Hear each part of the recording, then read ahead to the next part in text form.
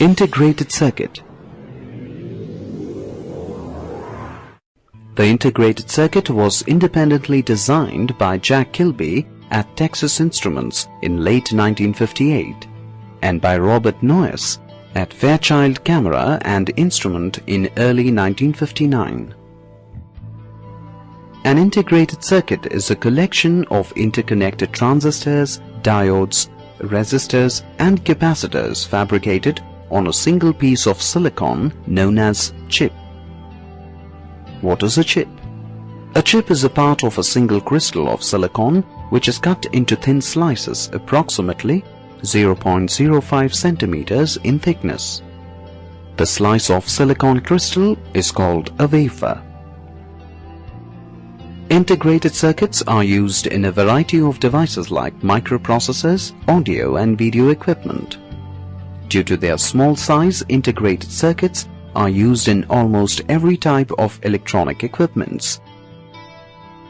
Integrated circuits are categorized as monolithic ICs and hybrid ICs. The monolithic IC is a microcircuit consisting of elements formed on the surface of a common substrate. The word monolithic is derived from the Greek word mono meaning single and litho meaning stone.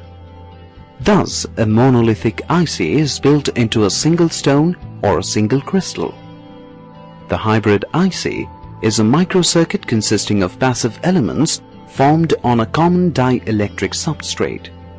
Most digital circuits use monolithic ICs. Hybrid ICs are used in microwave ovens and in speed blenders.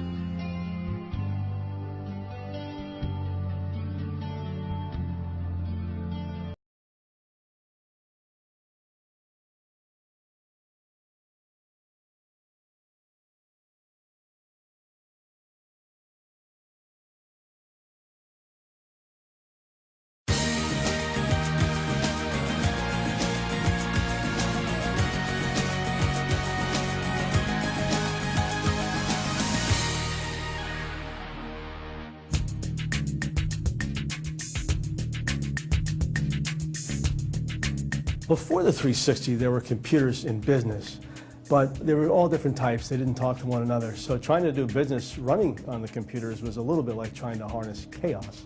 With the 360, that all changed. I'm Tom Watson, Jr. of the IBM Company, and I want to welcome you to Poughkeepsie. We've asked you to be here to share with us the most important product announcement that this corporation has ever made in its history.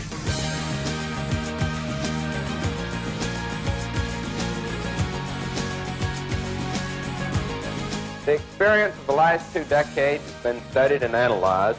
Now we're making a fresh start, combining the lessons of the past with the new concepts and developments of the present.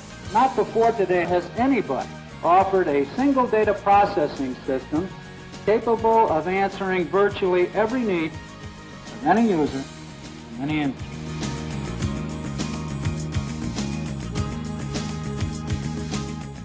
With the 360 came a new architecture. Programs written on a smaller computer would work on a bigger computer. If you needed that computer, as your company grew, you could add computers and not lose that investment. The division has, as you now know, developed solid logic technology that represents a substantial step forward in performance, cost, automated design, and testing.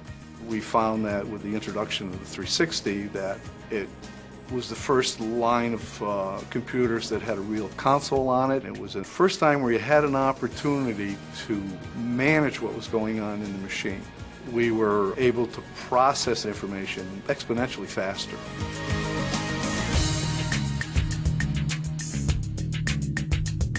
I think the industry knew that IBM was making a bet-the-company gamble, but I think they really just expected a bigger, better computer. No one expected a computer that would change the face of business. The first intention was to automate the billing system. It was very helpful in that time because we can collect the money faster than before. 当時はですね、銀行は Back then, the calculation of interest for ordinary accounts at a bank was done manually by abacus. So it was common for those people doing the calculations to stay at work until very late every day. I understand that employing this system allowed those people to go home earlier, so they were very happy.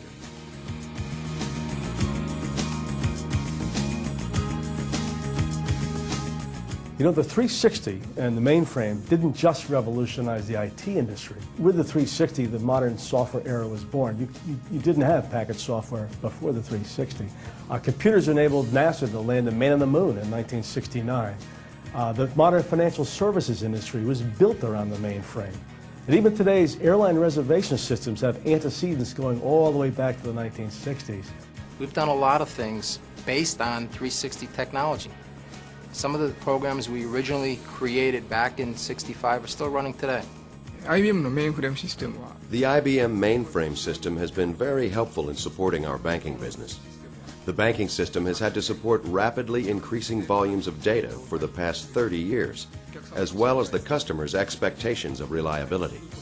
The role of mainframe systems has been substantial, so it has accomplished its goal, and we very much appreciate it.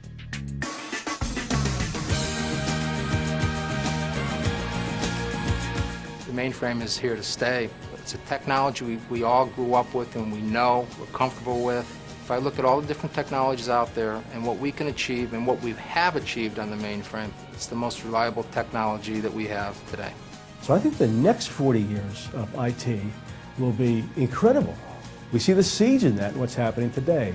The whole growth of e-business, the promise of on-demand computing, ultimately utility computing. We're just beginning to see where the future might take us. And of course, you know, what's going to be anchoring all that will be the mainframe.